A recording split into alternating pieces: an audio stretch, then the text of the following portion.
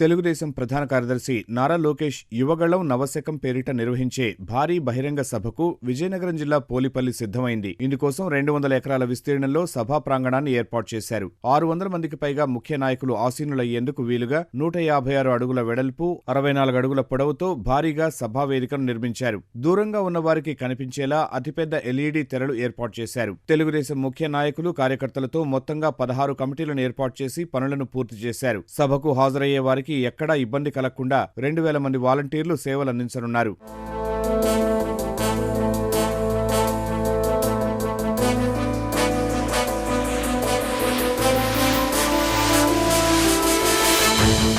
సభకు హాజరయ్యే వారికి మధ్యాహ్నం, రాత్రి భోజనాలు ఏర్పాటు చేస్తున్నారు. 150 మంది కళాకారులతో ప్రదర్శనలు నిర్వహించనున్నారు. దాదాపు 6 లక్షల మంది సభకు హాజరవుతారన్న అంచనాల నేపథ్యంలో తెలుగుదేశం భారీగా ఏర్పాట్లు చేసింది. సభకు వచ్చే వారికి క్యూఆర్ కోడ్తో కూడిన పాసులు అందించారు. సభా వేదికపై తెదేపా, జనసేన పార్టీలకు చెందిన అత్యంత ముఖ్యమైన నాయకులకు ప్రోటోకాల్ ప్రకారం స్థానాలు కేటాయించారు. ఇప్పటికే క్యూఆర్ కోడ్తో కూడిన ఆహ్వాన పత్రాలను అందజేశారు. సభా వేదికకు కుడివైపున తొలి వరుసలో నందమూరి, నారా కుటుంబ సభ్యులు, వీవీఐపీలు, వీఐపీలు కూర్చునేందుకు ఏర్పాట్లు చేశారు. ఎడమవైపున యూనిట్ ఇన్ఛార్జీలు, పోలింగ్ కేంద్రాల ఇన్ఛార్జీలు, కుటుంబ సాధికార సమితి సభ్యులు తదితరులు కూర్చునేందుకు ఏర్పాట్లు చేశారు. ఇప్పటికే నారా, నందమూరి కుటుంబ సభ్యులు పోలిపల్లి సమీపంలోని రిసార్ట్స్ కు చేరుకున్నారు. ఇరు పార్టీల అధినేతలు చంద్రబాబు, పవన్ కళ్యాణ్ ఇవాళ హైదరాబాద్ నుంచి విశాఖ విమానాశ్రయానికి చేరుకుని నేరుగా రిసార్ట్స్ కు చేరుకుంటారు. అక్కడి నుంచి నాయకులు, పార్టీ శ్రేణులతో కలిసి సభా ప్రాంగణానికి చేరుకుంటారు. భోగాపురం నుంచి విశాఖ వెళ్లే ప్రధాన మార్గమంతా పసుపుమయమైంది. ఎటు చూసినా భారీ హోర్డింగ్లు, కటౌట్లు, ఫ్లెక్సీలే కనిపిస్తున్నాయి. తెదేపా, జనసేన జెండాలు, తోరణాలు రోడ్డుకు ఇరువైపులా ఏర్పాటు చేశారు.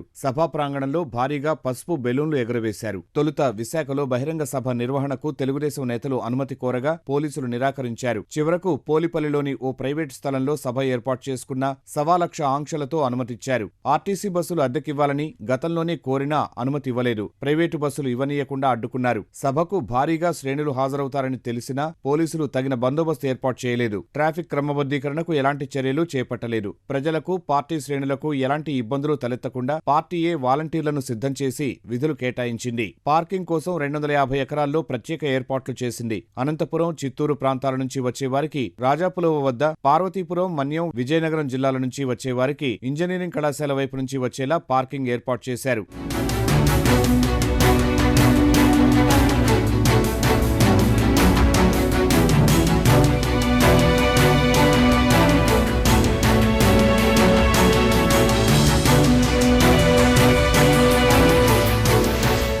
యువగళం నవశకం సభను విజయవంతం చేసేందుకు తెదేపా, జనసేన శ్రేణులు భారీగా పోలిపల్లికి తరలి వెళ్లారు. ఇందుకోసం 7 ప్రత్యేక రైళ్లను తెలుగుదేశం పార్టీ ఏర్పాటు చేసింది. చిత్తూరు, తిరుపతి, రైల్వే కోడూరు, అనంతపురం, ఆదోని, నెల్లూరు, మాచర్ల నుంచి ప్రత్యేక రైళ్లలో పార్టీ నేతలు, అభిమానులు పెద్ద ఎత్తున విజయోత్సవ సభకు బయలుదేరారు. ప్రభుత్వం ఆర్టీసీ బస్సులు కేటాయించకపోయినప్పటికీ ప్రజలు స్వచ్ఛందంగా వారి వాహనాల్లో సభకు తరలి వెళ్లారు. ప్రభుత్వం ఎన్ని అడ్డంకులు సృష్టించినా యువగళం నవశకం సభను విజయవంతం చేసి తీరుతామని పార్టీ నేతలు, కార్యకర్తలు, అభిమానులు ధీమా వ్యక్తం చేశారు. యువగళం సభ నభూతో నభవిష్యత్. ఇంతవరకు ఆంధ్రప్రదేశ్ చరిత్రలో జరగని విధంగా ఈ సభ జరుగుతుంది. తెలుగుదేశం, జనసేన కలిసి పోటీ చేయాలని చెప్పి నిర్ణయం తీసుకున్న తర్వాత జనసేన పార్టీ అధ్యక్షులు పాల్గొంటున్నారు.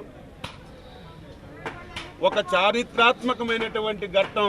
3128 కిలోమీటర్లు సంవత్సరం పాటు పాదయాత్ర చేసి ప్రతి ఒక్కరూ సమస్యలు తెలుసుకున్నటువంటి యువగళం ముగింపు సభ.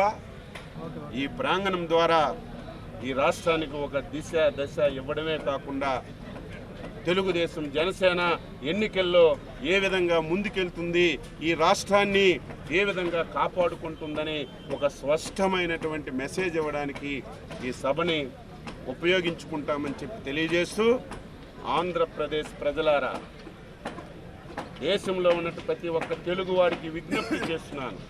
ప్రతి ఒక్కరూ స్వచ్ఛందంగా వచ్చి పాల్గొనండి.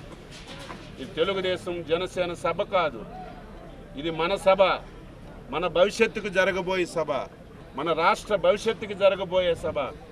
పవన్ కళ్యాణ్ గారు, మేము అందరం కలిసి ఏర్పాటు చేసుకుని రేపు జరగబోయే ఎన్నికల్లో ఉమ్మడిగా వెళ్ళాలని, ఈ రాక్షసుడికి మరి భూస్థాపితం అంటే నా ఉద్దేశం ఏంటంటే రాజకీయ సమాధి అంటే మంచిది. రాజకీయ సమాధి చేయాలని, ఈ రాష్ట్రాన్ని కాపాడాలని, ఈ రాష్ట్ర ప్రజల భవిష్యత్తు మన పిల్లల భవిష్యత్తు కాపాడాలనే ఉద్దేశంతో ఈ కార్యక్రమం పెట్టాం. ఇది ఎన్నికల సంకారమే నా దృష్టిలో. ఇదే సంకారం మాకు రేపు ఎన్నికల్లో వెళ్తాం. తప్పనిసరిగా ఈ ప్రభుత్వం మారుతుంది. ఈ సైకో ఇంటికి పోవడం కాదు, జైలుకి పోతాడని అనుమానం లేదు. అంచేత మళ్ళీ రాబోయేది ప్రజాప్రభుత్వం వస్తుంది. ప్రజలందరికీ న్యాయం జరిగే విధంగా ఈ రాష్ట్రాన్ని మళ్ళీ పూర్వ వైభవం తీసుకొచ్చే విధంగా మేము అందరికీ ప్రయత్నం చేస్తామని చెప్పి మీ ద్వారా మనం